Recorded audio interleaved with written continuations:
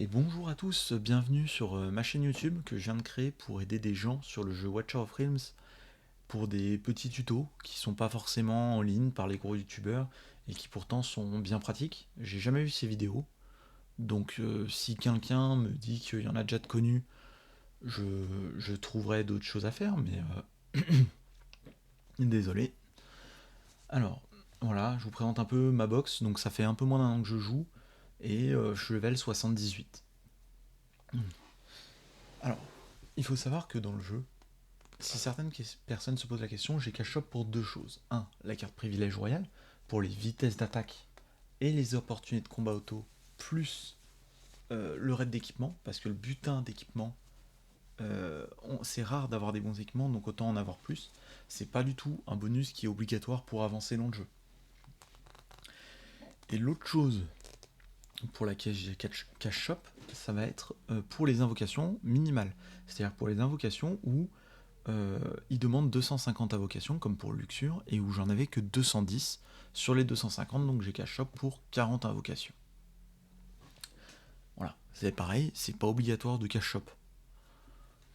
Donc le premier tuto que je vais vous proposer, c'est pour le boss de guild. Le boss de guild, il vous apporte des ressources qui sont indispensables, et bien malheureusement, souvent vous êtes bloqué sur le dernier bouclier du boss, qui est à chaque fois beaucoup plus dur. Sur chaque palier c'est différent, mais il est plus dur. Donc globalement, celui qui va nous intéresser, ça va être le cauchemar 4. Le cauchemar 4, c'est celui qu'on veut tous faire globalement. C'est là où il y a les meilleures récompenses. Et le seul perso qui va être indispensable, ça va être Volca. A savoir, Volca, vous pouvez l'avoir directement dans les raz-de-marée. Et ce qui va nous intéresser, c'est la pierre d'âme que vous obtenez dans le raz-de-marée qui vous permet de l'avoir éveillé 1. Car elle vous permet d'obtenir temps de résurrection des alliés, moins 25%. Ce qui est totalement indispensable pour le tuto. Donc vous prenez n'importe quelle équipe et vous lancez votre boss en rajoutant Volca dans votre équipe. Volca éveille 1. A savoir que ce tuto, il vous est utile pour le tomber à ce moment-là. Et c'est là qu'en général, vous bloquez. Et pour ça, il y a une petite astuce. Grâce à Volca, vous allez totalement ignorer ce bouclier. Donc là, on lance le combat comme n'importe qui. Vous placez vos champions, vous ne placez pas Volca, bien sûr, et vous lancez votre combat. Petite astuce, voilà. Luxure, vous pouvez la placer dans l'angle. Plus elle a d'alliés autour d'elle, plus elle boostera leur regain de rage. Parce que pour rappel, elle met des coups sur les alliés, ça fait très peu de dégâts, et en même temps, ça permet d'augmenter la rage. Donc là, vous lancez ce que vous pouvez. Pour ceux qui ont Holo, Holo est très pratique, c'est pas le meilleur healer du jeu, mais elle augmente la rage. Si vous êtes un peu de just sur vos regains de rage sur vos équipements, ça vous permet d'atteindre des paliers pour avoir votre ulti avant les boucliers. Pareil, les boucliers, si vous pouvez les tomber sans avoir besoin de claquer tout au sort, ne les claquez pas. Claquez-les après, quand le boss est stun. Il prendra plus de dégâts. Là, par exemple, pour le premier bouclier, je les claque juste à la fin. Et comme ça, quand le boss est stun, ils se prennent toute la durée des dégâts. Voilà, donc là, on va passer là.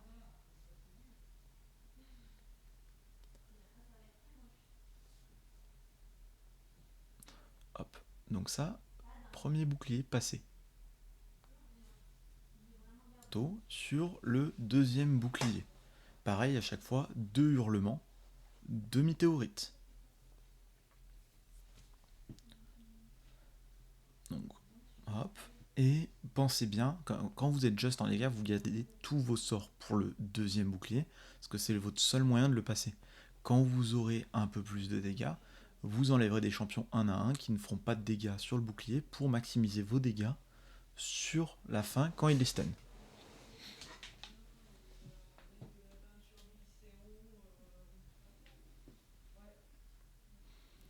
Deuxième météorite. Hop, et là, moi, je lance tout.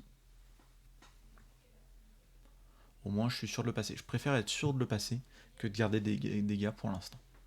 Parce qu'il suffit qu'il y ait un peu de RNG dans le jeu, et vous allez le rater de temps en temps. Et ça fait toujours mal de voir que vous n'avez pas fait vos dégâts sur la clé. Hop. Donc là, on passe le deuxième bouclier, et la scène qui va nous intéresser, ça va être ce fameux troisième bouclier qui est beaucoup plus compliqué à passer.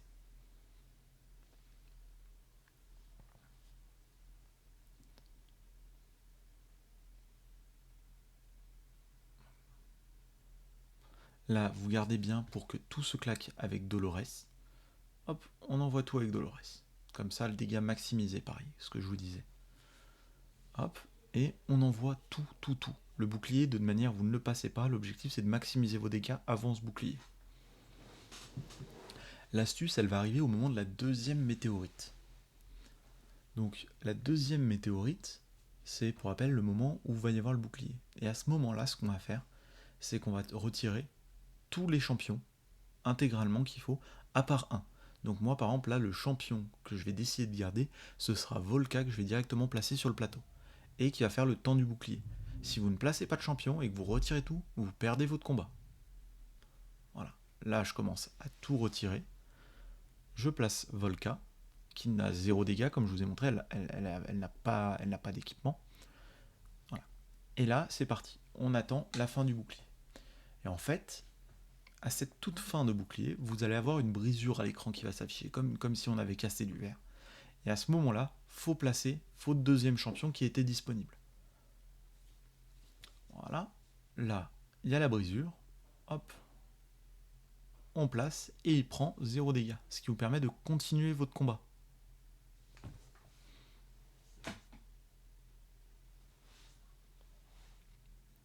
Hop, on va attendre, il met un peu de dégâts, c'est pour ça que je l'ai équipé. Prenez-en équipé, même si vous gagnez que 2500, c'est toujours bon à prendre.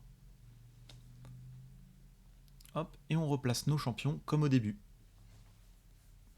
Là, on va bien attendre pour claquer les ultis qui sont rapides, on attend qu'il y ait Dolores. Pour les autres, on les envoie tout de suite. En moyenne, pour les ultis longs, c'est 20 à 25 secondes qu'il faut pour les passer complètement.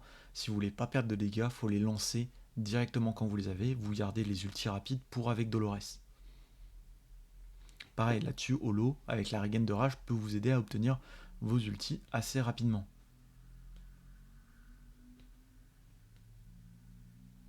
Voilà, on envoie tout. Et là, on se met en automatique et c'est fini. Logiquement, vous avez gagné vos 1000, 1500 de dégâts, si ce n'est même 2000 pour certains, si vous avez des bons DPS, vous pouvez gagner les dégâts manquants. Hop, on va aller voir nos statistiques.